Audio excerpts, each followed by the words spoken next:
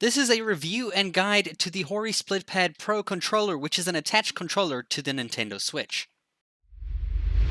So the Hori SplitPad Pro acts as a replacement to your normal Joy-Cons, which are those small little ones that you see on the screen right now. While they are fine to play most games with, there are certain games like where you have to aim, where using a controller simulation is the best. So these attachable controllers will kind of assimilate the feeling of what it's like to use the wireless Pro controller, which is actually the best for the Nintendo Switch. I mean, I've used mine for over 1,500 hours and it is still kicking. So to use the HoriPad Split Pro controllers, all you have to do is just slide your Joy-Cons off, and you're going to slide on the new HoriPad Split Pro controllers onto each side as if it's just a normal Joy-Con.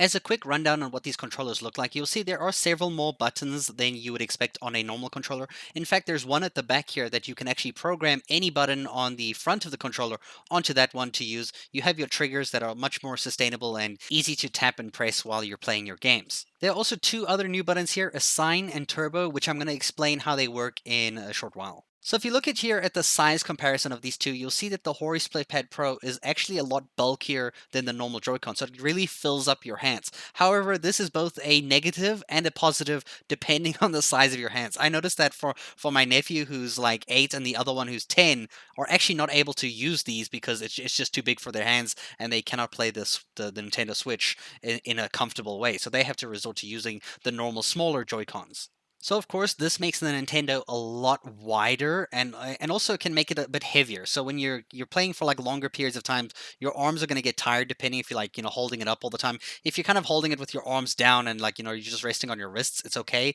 But if you're on the move, it can really drain the strength of your arms. One thing I should mention though is that when these are attached and you go to your system settings and you go to your controllers and sensors down at the bottom, you will unfortunately not be able to change the button mapping for these. So you can't swap A and B and X and Y like you can on the wireless Pro controller.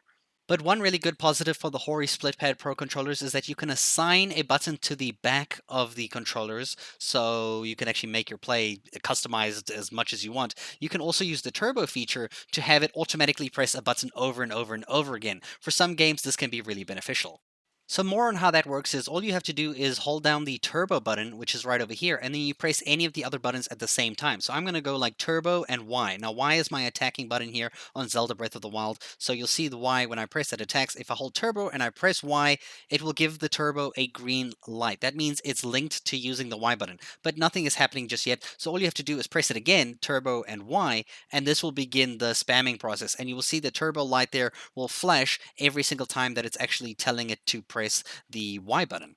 Now you can do this on both sides of your controllers. You'll use the one on the turbo on the left side to use one of the arrow keys, and you'll use the turbo key on the right side to use one of the A, B, X, or Y keys to spam them over and over. Now if you want to stop the turbo, all you have to do is press turbo and press Y again, and this will actually stop the process entirely. Now let's talk about the assign key. The assign key will assign any of the keys on the front of the controller to the back button, the button right over here.